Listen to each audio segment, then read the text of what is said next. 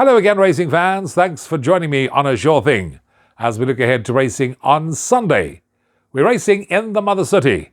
We're out at the country course of Hollywoodbets Durbanville for a 9-race program that gets underway at 12:20. Good to have you along for the preview of this meeting. Hopefully we're going to find as many winners as possible, because I'm sure if last week was anything to go by, a lot of folks will be making their way out to the track to go and enjoy the festivities, something for young and old, while we have a flutter on the GGs and hopefully walk away with a few rand in the pocket. The first race does not form part of the exotics. If you are going to get involved in the tote exotics, that starts with a buy pot in race 2 onwards. Race 1 does however form part of your Hollywoodbet Punter Challenge entries. Those you need to have on 5 minutes before the off of race 1. Make sure you play the bet slip, because that's what puts you in line for that big jackpot prize of 1 million rand that is on offer. The first race at 12:20 is a maiden plate for fillies. 9 of them will line up at the 1,000 metre mark, and if one take the market into account, there's precious little to choose between the top 2 in the betting. One Call of the Karoo, who is currently at 1.25 to 1, and number 6 Starting Point, who is at 1.82 to 1 in the anti-post market. The only other one in single figures is number 3 Ruby Rex at 3.75 to 1. Thereafter it's 12 to 1 and upwards, bar those quoted. I'm also siding with the favourite in the opener. I think this has got everything going for it to actually take the lion's share of the prize money. Raced from just off the pace last time out before getting outrun late. Same applied in the run prior to that. Showed toe from the get-go and just found one too good on the day. I do think now having its third run after rest should be cherry ripe to run an absolute cracker. That last run was over the course and distance, and from pole position should take a power of beating. So, 1 Call of the Karoo to beat number 6 Starting Point, 3 Ruby Rex, 4 Crazy Little Thing are the selections in the opener. Second race, scratched here, is number 3 Straight Red. 10 runners will line up for the second, a maiden plate over 1,000 metres.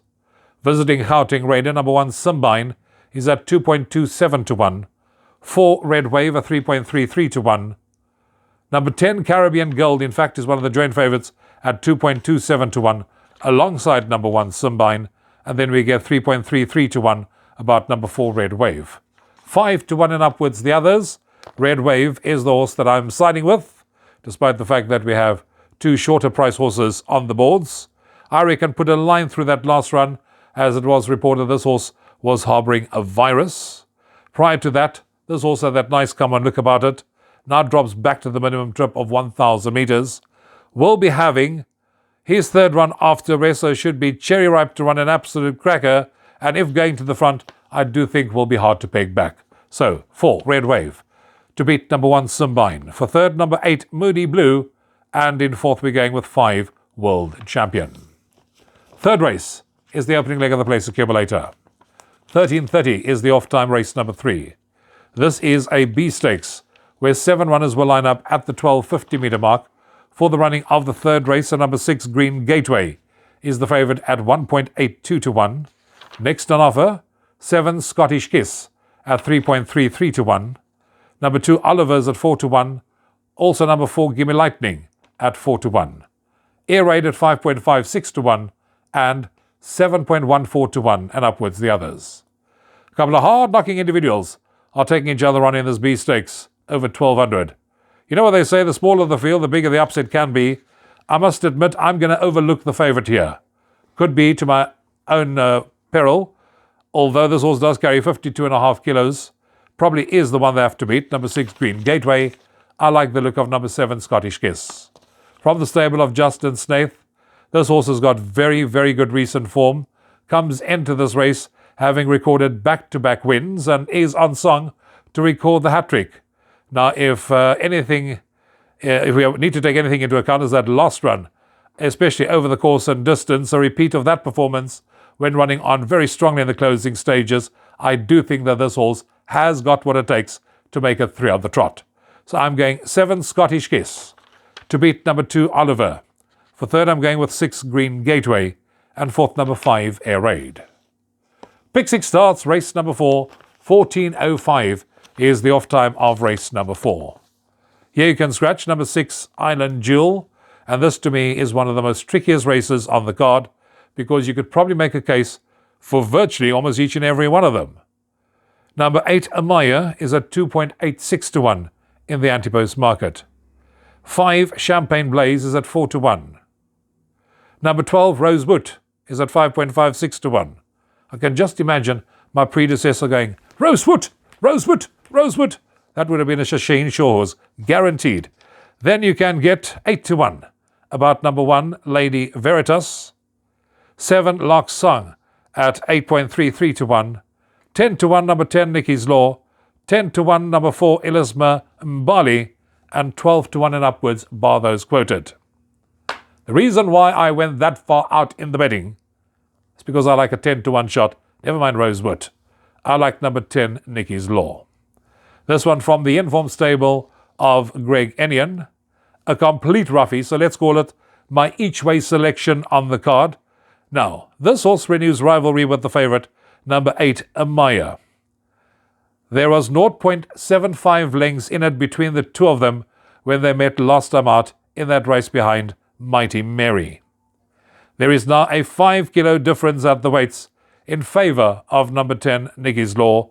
That to me is more than enough to turn the tables, and hence the reason I'm siding with 10, Nikki's Law, to beat number 8, Amaya. For third, I'm going with number 12, Rosewood, and fourth, number 5, Champagne Blaze.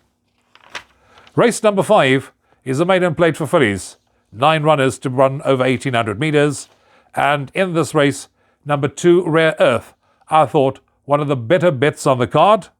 This horse comes into this race with 2 seconds on the trot.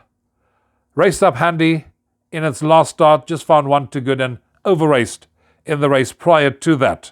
I do think has got what it takes to go one better this time round. Last time out was over 1,700, over 2,000. The run before that was over 1,700. Now going over 1,800, and I do think he's in the right kind of race, and I do think will take the lion's share of the prize money. So I'm going 2, Rare Earth, to beat number 5, Vivo Pelé, 6, Heavenly Mafia, and 8, American Beauty. The 6th race on the card is a Class 4, Benchmark 82. We have 16 runners that are carded to run in race 6, but I do know there are quite a number of reserve runners. From 14 out to 16 are reserve runners, so double check those card changes on race day. If there are any scratchings, those horses of course get a run. If there are none, those horses will be taken out at 8:30 on Sunday morning. This is a Class 4 Benchmark 82, and a number of them are renewing rivalry. The likes of 2, Quite a King, 3, Heel and Soul, 4, Master of Paris. Who else is there?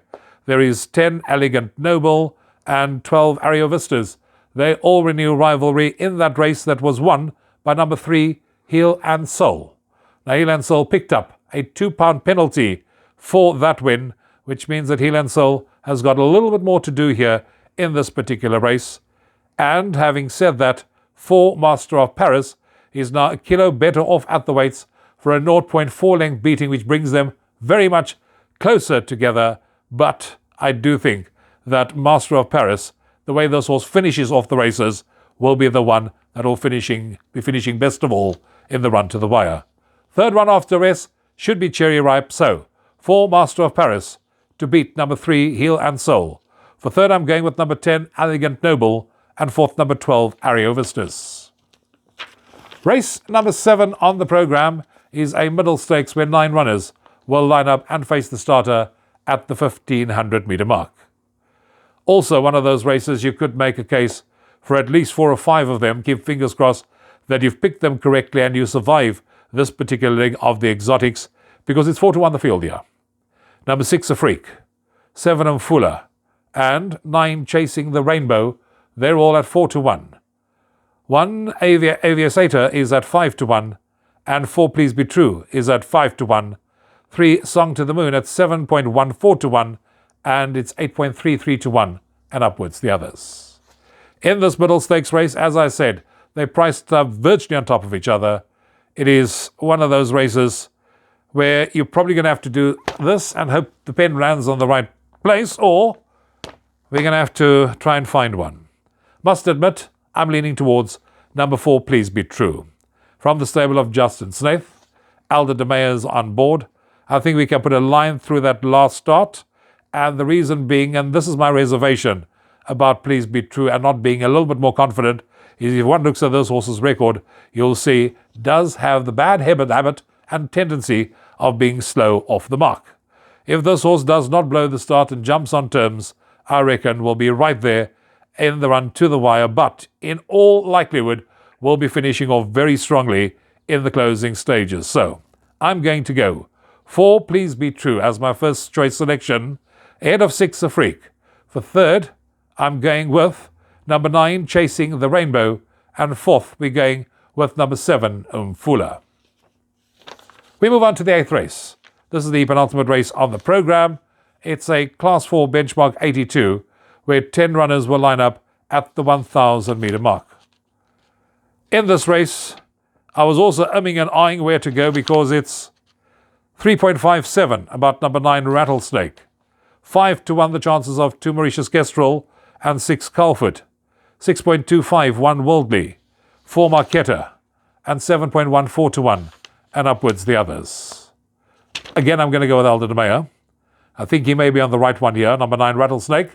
He rides for Candace Robinson, and I do think that this horse can make amends for that second last time out, even though many will read it the way I do, that this horse won the penultimate and then had a very good follow-up second next time out.